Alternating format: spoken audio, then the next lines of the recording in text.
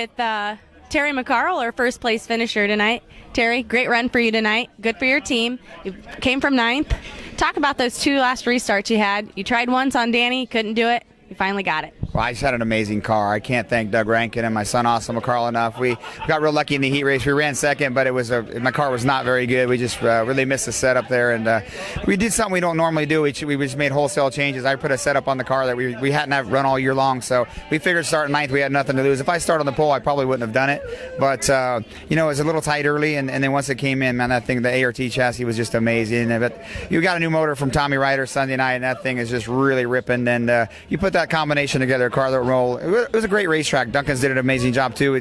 Tiny bit on the bottom, a little bit on the top, and you could slide job. But early on, those guys started racing each other real hard, which played in my favor. And I didn't know if I had a great race car or if we just kind of got them because they were sliding around. But we reeled Jason in and slowly started picking him up. So I'm like, hey, we might have a shot at second here. And I had not been to the top at all in 1 and 2. And when we were on second there, and Danny, I had watched him on the restart before with Jason go to the bottom. So I thought we got to rail the top and see if we can do anything. And I missed it a little bit, and he really stuck the bottom good. And then the yellow come out, so it gave me basically a practice run, and I knew where I messed up. So the next one I really railed it good and stuck it, and really stuck it coming off the corner. And then he spun the tires a little bit coming off it too. He kind of missed it. I got a good run on him, and like I said, that car was just amazing. My biggest downfall really was trying to figure out where to run in 1 and 2 once I got the lead, because I was so good on the bottom and I passed everybody down there. But it felt so good on the top too. So they said we pulled away, but I was a little nervous there that Danny might be going the other direction and getting us back. He's such an amazing driver and an unbelievable champion here at Knoxville. He's pretty tough to beat, and a big money team like that team up against a little team like ours. I mean, it's David versus Goliath, and we're just proud to be to be even up there. When I lined up, start 9th, I looked at those 8 cars. I'm like, wow, I got to try to get to 5th to get some points on this thing. This is going to be a very difficult job, but there were 8 amazing drivers in front of us and teams. So again, I'm proud of my team and Doug Rankin, and just a Knoxville kid who grew up here watching the races like I did, and really starting to gel going into the Nationals. You have a lot of track championships here. Are you still learning something new about the track every day, your driving style here?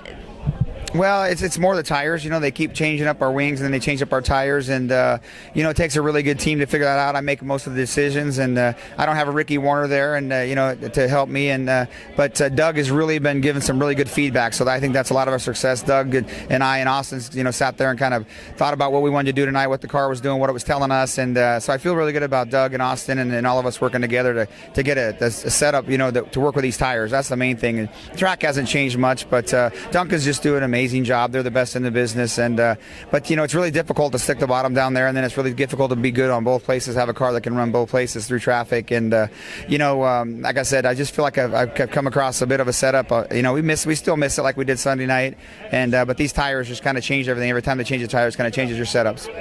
All right, best of luck to you on Saturday. Oh. And that's Terry McCarl, our first place finisher tonight. Danny, on that run restart, you slipped up a little bit. Talk to us a little bit about it. Did you know that Terry McCarl was so close behind you? Well, I seen on the board he was behind me, and I knew I was committed to the top because my car wasn't no good anywhere else. I couldn't move around.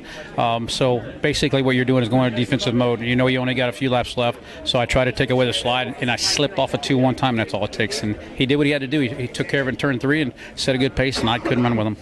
With such a rich history here, do you feel like having extra laps has helped you along the way? That's a very good question, because when Todd Curring and Guy Forbert called me to drive this car and having the horsepower, I feel 18 again. So I don't know if it's all the laps or what it is. I just feel like I'm a new guy, regenerized, and I'm ready to go. All right, well, good luck to you on Saturday. And that's Danny Lasoski, our second place finisher. I'm here with Jason Johnson, our third place finisher at night number 2. All right, Jason, you had a good points night. Take us a little bit through your night about your team.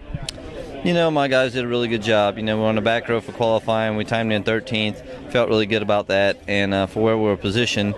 And then made the most of our heat race and come out with the second place finish. And then that put us right in the inversion. To start on the outside front row with Danny Lasoski's pretty stout. And I told the guys, I said, if I could see the back of Danny when the checker flag flies, I think we'll be pretty good. And, I wanted to be in front of Danny, no doubt. But, I learned from probably 2 of the best here around Knoxville.